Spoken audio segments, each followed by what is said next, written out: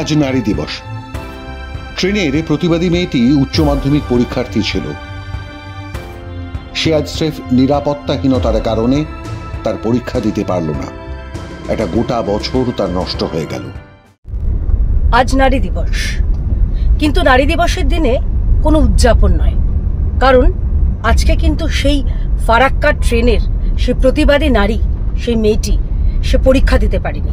জীবনের অন্যতম গুরুত্বপূর্ণ পরীক্ষা সে আজকে দিতে পারেনি, কারণ তার জীবন বিপন্ন, তার জীবন, তার সুরক্ষা বিপন্ন। আমরা কোন নারী দিবসের পালন করছি? 6 মাস হয়ে গিয়েছে, আরজি করে সে মেয়েটিও বিচার পায়নি। এখনো পর্যন্ত মূল মাথা তারা অধরা। আমি বললাম কি না করি যে আপনি একটু সরে বসুন। আমি একদিকে ঝুলে বসছি, তাও আপনাকে কিছু বলে না। আমি এত স্বভাব কিসের খারাপ? ওদের জন্য লোকগুলো আজকে এত কিসের ঝুলে আমার রাগ উঠছে না। তুই আমার বুকের ভিডিও করছিস, আমাকে বুক খারাপ করেছিস। এই ছবিটি ইতিমধ্যেই ভাইরাল।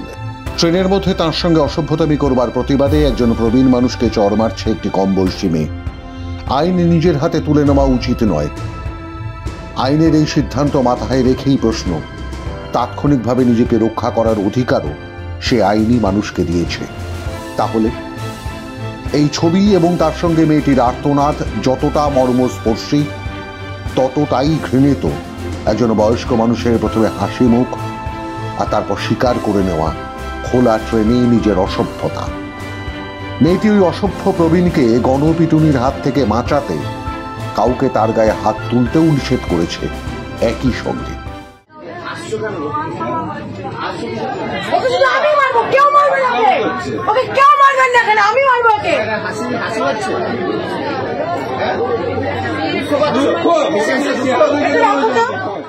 কিন্তু তারপরই ধর্মের রং লাগাতে শুরু করলেন তৃণমূল কংগ্রেসের একাংশ।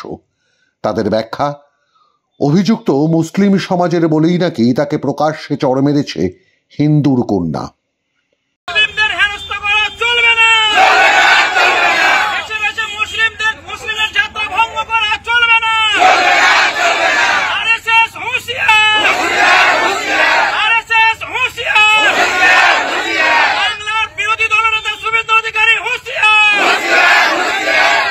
আশ্চর্যের বিষয় হলো, স্লোগানে যে মেয়েটি শ্লীলতাহানি করবার চেষ্টা হয়েছিল তার নাম পরিচয় ঘোষণা করে হুমকি দিচ্ছে একদল উত্তেজিত সংখ্যালঘু মানুষ, আর তাদের নেতৃত্বে তৃণমূল কংগ্রেসের নেতারা, যাদের দাবি অপরাধ করলেও ছেড়ে দিতে হবে অপরাধীকে।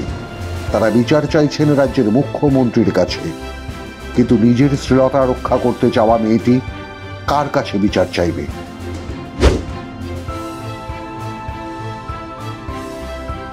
মোহাম্মদ জিম নওয়াজ তৃণমূল কংগ্রেসের আরেক নেতা।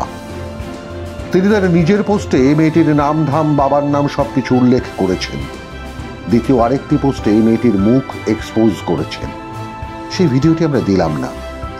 আবার অভিযুক্তকে বাঁচাতে যিনি ফরাক্কার বিধায়ক তৃণমূল কংগ্রেসের মনিরুল ইসলামকে সঙ্গে নিয়ে জিআরপিতে প্রতিবাদী মেয়েটির বিরুদ্ধে অভিযোগও জানিয়েছেন, তাও ঘটা করে পোস্ট করেছেন নিজের সোশ্যাল মিডিয়ায়। সেখানেও উঠেছে প্রতিবাদের ঝড়।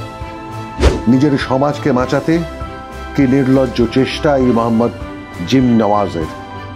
সমাজ মাধ্যমে বিজেপি আইনজীবী তরুণজ্যোতি তেওয়ারি মেয়েটির নাম সামনে আনা এবং আক্রমণে প্ররোচনা দেওয়ার অভিযোগে কেন এই মোহাম্মদ জিম নওয়াজের বিরুদ্ধে মামলা হবে না তা নিয়ে প্রশ্ন তোলেন।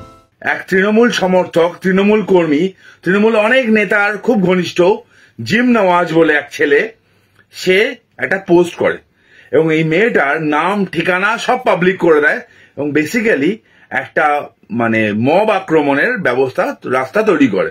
যারা এটাকে সমর্থন করছে তাদেরকে প্রশ্ন, আপনার মা বোনের ভিডিও যদি কেউ এরকম ভাবে তুলতো তাহলেও কি আপনারা একই কথা বলতেন? লজ্জা করে না?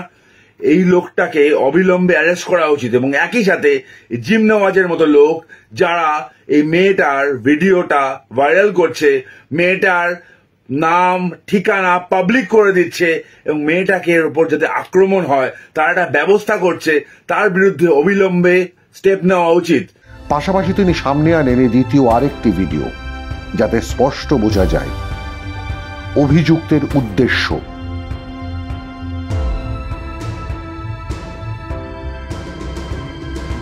আর চারদিকের এই ধরনের হুমকি, শাসানি আর আতঙ্কের কারণে আজ একজন উচ্চ মাধ্যমিকের পরীক্ষার্থী, সাহসিনী কন্যা, তার আর পরীক্ষাটাই দেওয়া হলো না। আর আজকেই ছিল নারী দিবস। গোটা ঘটনার নিন্দা করেছেন বিজেপি সভাপতি সুকান্ত মজুমদার। শুধুমাত্র যে অপরাধী সে মুসলিম বলে পুরো পশ্চিমবঙ্গের যে সাম্প্রদায়িক উগ্র মানসিকতার লোকেরা আছে তারা তার পাশে দাঁড়ালো এবং মেয়েটিকে ধমকানো, মেয়েটিকে থ্রেট কল দেয়া, মেয়েটির পরিবার শুদ্ধ শেষ করে দেওয়ার ধমকি এবং তার সাথে থ্রেট তাদের দেয়া হলো। মেয়েটি আজকে পরীক্ষা দিতে পারেনি, এরপরেও পরীক্ষা দিতে পারবে কিনা জানি না। আমি বাঙালি হিন্দুদেরকে ভাবতে বলছি, আপনার ঘরেও মেয়ে আছে, আমার ঘরেও মেয়ে আছে। আজকে শুধুমাত্র একটি মেয়ের অন্যায়ের সাথে ঘটে যাওয়া অন্যায়ের প্রতিবাদ করার জন্য যদি মেয়েটি পরীক্ষা দিতে না পারে, আগামী দিনে আপনার মেয়ে যদি কোথাও ট্রেনে, বাসে, ট্রামে এই ধরনের অপরাধের সম্মুখীন হয় বা এই ধরনের অভিজ্ঞতার সম্মুখীন হয়, তারা প্রতিবাদ করতে পারবে তো? রাজ্যের বিরোধী দলনেতা শুভেন্দু অধিকারী 5ই মার্চ এই ভিডিও নিজের সামাজিক মাধ্যমে প্রকাশ করেন। তারপর থেকেই এই সাহসিনীর মুখ বন্ধ করতে বেপরোয়া শাসক তৃণমূল কংগ্রেস। তারা ধর্মের রং লাগিয়ে বাঁচাতে চাইছে অভিযুক্তকে, ঠিক যেভাবে আরজি করের ঘটনার যাবতীয় তথ্য লোপাটের অভিযোগ গত 7 মাস ধরে লেগে আছে তৃণমূলের হাতে, গায়ে, মুখে। মাধ্যম ব্যুরো রিপোর্ট।